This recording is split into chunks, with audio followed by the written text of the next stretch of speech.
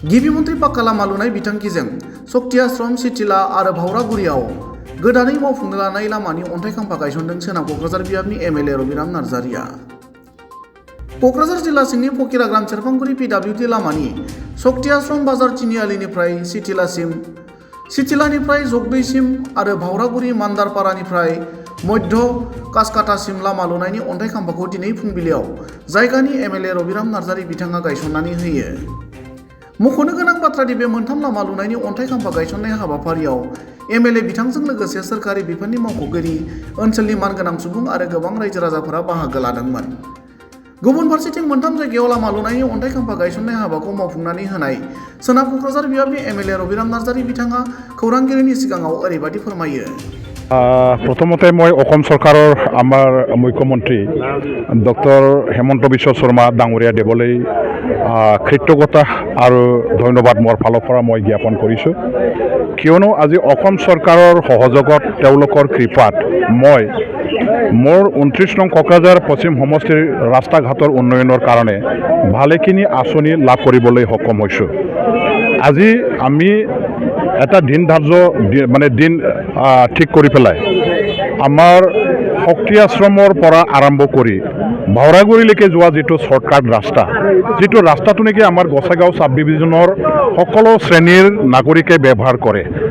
আমাৰ ৰাস্তাটো খুব দৰকাৰী এটা ৰাস্তা বুলি আমি সকলোৱে জানো, কিন্তু এই ৰাস্তাৰ অৱস্থা যথেষ্ট শোচনীয় আছিলে আৰু ৰাস্তাটো সৰু হোৱাৰ কাৰণে যান বাহন আহা যোৱা কৰাৰ বেলেখাত আৰু যিসকলে ৰাস্তা দি এই ৰাস্তাটো ব্যৱহাৰ কৰি পেলাই সদায় তেওঁলোকে দৈনন্দিন নিজৰ জীৱনৰ কাৰণে বিভিন্ন কামত ব্যস্ত থাকিব লগা হ'ল।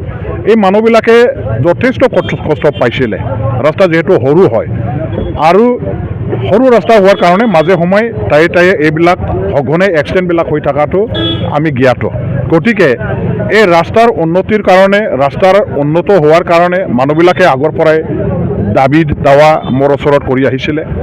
ময়ো সময় সুযোগ অসম চৰকাৰৰ ফালৰ পৰা আদায় কৰিবৰ কাৰণে যথেষ্ট চেষ্টা চলালোঁ আৰু আহি এই বছৰ মই সঁচাকৈ মুখ্যমন্ত্ৰী ডাঙৰীয়াদেৱৰ কৃপাত আমাৰ শক্তি আশ্ৰমৰ পৰা ভাওৰাগুৰিলৈকে এই যোৱা ৰাস্তাটো উন্নত কৰিবৰ কাৰণে এটা আঁচনি লাভ কৰিব পাৰিছোঁ। প্ৰথম শক্তি আশ্ৰমৰ পৰা আমাৰ চিটিলালৈকে 4,84 লাখ টোটেল মানে এই এমাউণ্টৰ আঁচনিৰে এইখিনি ৰাস্তাটো কৰা হ'ব। তাৰ পাছত আমি এই ৰাস্তাটো দুটা অংশত ভাগ কৰিছোঁ। এটা অংশ হ'ল শক্তি আশ্ৰমৰ পৰা চিটিলালৈকে আৰু চিটিলাৰ পৰা আমাৰ ভাওৰাগুৰিলৈকে। গতিকে সেই ফালৰ পৰাও আমাৰ আকৌ আধাৰশিলা স্থাপন আমি কৰিম যে ভাওৰাগুৰি গৰু বাজাৰৰ ওচৰতে সেইপিনৰ পৰা চিটিলালৈকে অহা ৰাস্তাটো আকৌ বহল কৰিবৰ কাৰণে আজি কাম কৰা হ'ব, আধাৰশিলা স্থাপন কৰা হ'ব। আৰু ঠিক তেনেদৰে আজি আকৌ আমাৰ চিটিলাৰ পৰা চাপৰগ্ৰামলৈকে যোৱা যিটো ৰাস্তা, সেই ৰাস্তাও যথেষ্ট দৰকাৰী ৰাস্তা আৰু বেপাৰ বাণিজ্য দতমা, চেৰফাংগুৰি, ৰামপলবিল, শক্তি আশ্ৰম, চিটিলা লগতে আমাৰ এইফালে ভাওৰাগুৰি বা বেংগলৰ লগতো গোসাইগাঁৱৰ লগতো বেপাৰ বাণিজ্যৰ কাৰণে এই ৰাস্তাটো ব্যৱহাৰ কৰি থকা হয়। গতিকে এই ৰাস্তাৰো সৰু অৱস্থা যিহেতু আছে, এই সৰু ৰাস্তাটো ডাঙৰ কৰিব লাগে, বহল কৰিব লাগে। ইয়াৰ কাৰণে আঁচনি এটা অনা হৈছে। আজি আধাৰশিলা স্থাপন কৰিব যে চিটিলাৰ পৰা আমাৰ জগদৈলৈকে। গতিকে এই তিনিটা ৰাস্তাৰ তিনিটা আধাৰশিলা আমাৰ স্থাপন কৰিবৰ কাৰণে কাৰ্যসূচী লৈ মই আজি ঘৰৰ পৰা ওলাইছোঁ। মোৰ লগত আমাৰ এই অঞ্চলৰ চবৰে মানে আমাৰ পূজনীয় ব্যক্তি শক্তি আশ্ৰম স্বামী যোগানন্দগিৰি কলেজৰ আমাৰ প্ৰাক্তন মানে প্ৰিন্সিপাল ডক্টৰ পৰেশ মানে ৰায় ডাঙৰীয়াও আছে। আমাৰ শক্তি আশ্ৰম পৰিচালনা কমিটিৰ সভাপতি সিংহ ডাঙৰীয়াও আছে। মোৰ দলৰ বিভিন্ন পৰ্যায়ৰ নেতা কৰ্মীসকলেও আছে। শক্তি আশ্ৰম অঞ্চলৰ যিসকলৰ উন্নয়নকামী ৰাইজ সমাজকৰ্মী ব্যক্তিসকল আছে, তেখেতসকলেও সহযোগ আগবঢ়াইছে। গতিকে মই ভাবোঁ এই ৰাস্তাটো হোৱাত চবেই নিশ্চয় সুখী হৈছে আৰু এই ৰাস্তাটো হ'লে চবৰ কাৰণে যিহেতু ভাল হ'ব। ইয়াত জাতি ধৰ্ম দল সংগঠনৰ কথা নাই, অঞ্চলৰ উন্নয়নত চবে সহযোগ আগবঢ়াব লাগে, চবে উন্নয়নটো আমি গ্ৰহণ কৰিব লাগিব আৰু উন্নয়নৰ কাৰণে আমি ঐক্যবদ্ধভাৱে কাম কৰিবৰ কাৰণে ওলাই আহিব লাগে। গতিকে আজি এই অঞ্চলৰ ৰাইজে যেহেতু সহযোগ আগবঢ়াইছে, মই তেখেতসকলক ধন্যবাদ জ্ঞাপন কৰিছোঁ। এই ৰাস্তা সবৰ কাৰণে উপকাৰী ৰাস্তা হ'ব, সবৰ কাৰণে লাভজনক ৰাস্তা হ'ব, যোগাযোগৰ কাৰণে খুব ভাল এটা ৰাস্তা হ'ব। গতিকে এই ৰাস্তাটো নিৰ্মাণ কৰিবলৈ মই যে আঁচনি হিচাপে দিব পাৰিছোঁ, ইয়াৰ কাৰণে মই নিজকে মানে ভাগ্যৱান এজন ব্যক্তি বুলি ধৰি লৈছোঁ। আৰু ৰাইজৰ দাবী দাৱা পূৰণ কৰিব পাৰিলে আমাৰ বিধায়কসকলৰ মনত আমি শান্তি লাভ কৰিব পাৰোঁ। এইখিনি কাম কৰি পেলাই মই যথেষ্ট ভাল পাইছোঁ। যথেষ্ট সুবিধাখিনি দিছে, তেখেতে দিয়া এই সুবিধাটো লৈ পেলাই ময়ো মোৰ সমষ্টিৰ ৰাস্তা ঘাট দলং বান্ধ নিৰ্মাণৰ কাৰণে যথেষ্ট আঁচনি মই লাভ কৰিবলৈ সক্ষম হ'লোঁ। আৰু এই তেখেতৰ সহযোগৰ কাৰণে মোৰ সমষ্টিৰ যিবিলাক মানে একেবাৰে শোচনীয় অৱস্থাত থকা ৰাস্তা আৰু য'ত নেকি ৰাস্তাৰ একেবাৰে প্ৰয়োজন আছিল কিন্তু বৰ্তমানলৈকে ৰাস্তা নাই, সেইবিলাকত ভালেখিনি ৰাস্তা বনাবলৈ মই সক্ষম হৈছোঁ। আজি মই একেলগে 3টা ৰাস্তা নিৰ্মাণ কৰিবৰ কাৰণে আধাৰশিলা স্থাপন কৰাৰ কাৰ্যসূচী লৈছোঁ। প্ৰথম আমাৰ চিটিলাৰ পৰা মানে শক্তি আশ্ৰমৰ পৰা চিটিলালৈকে যিটো অহা ৰাস্তা, সেই ৰাস্তাটো বহল কৰিবৰ কাৰণে মুখ্যমন্ত্ৰী পকীপথ উন্নত পকীপথ যিটো নিৰ্মাণ আঁচনি, ইয়াৰ অধীনত 4,84,00,000 টকাৰ এটা আঁচনি মই ইয়াত যিহেতু দিছোঁ, ইয়াৰো আধাৰশিলা স্থাপন কৰা হ'ল। ঠিক তেনেদৰে আজি ইয়াত আকৌ আপোনাসকলে জানে যে আমাৰ চাপৰগ্ৰামটো এটা কমাৰ্চিয়েল প্লেচ হয়। চাপৰগ্ৰামৰ লগত আমাৰ শক্তি আশ্ৰমৰ যথেষ্ট সম্পৰ্ক আছে, চিটিলাৰ যথেষ্ট সম্পৰ্ক আছে। চাপৰগ্ৰামৰ লগত আমাৰ বেপাৰ বাণিজ্য ফকিৰাগ্ৰামৰ হয়, আৰু চাপৰগ্ৰামৰ লগত দতমা চেৰপাংগুৰি ৰামপুৰ বিলৰ এটা ডাইৰেক্ট বিজনেছটো চলে।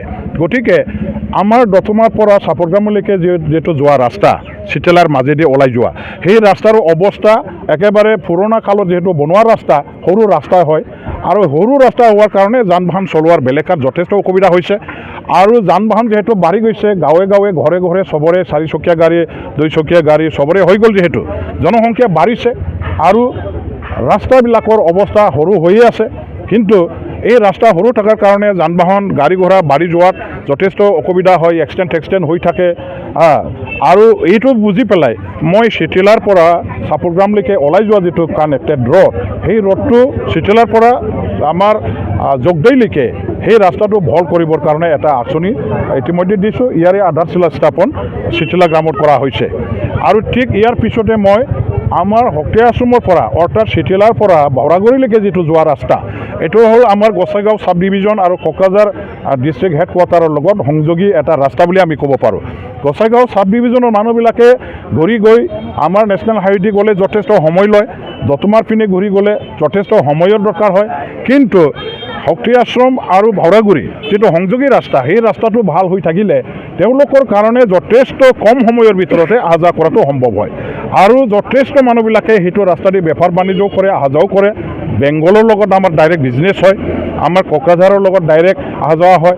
গতিকে এই ৰাস্তাটো অতি দৰকাৰী ৰাস্তা। ইয়াৰ কাৰণে মই আমাৰ বাউৰাগুৰিৰ পৰা গৰু বাজাৰৰ পৰা চিটিলালৈকে এই পৰ্চনটো আকৌ বহল কৰিবৰ কাৰণে আধাৰশিলা স্থাপন আকৌ কৰিম।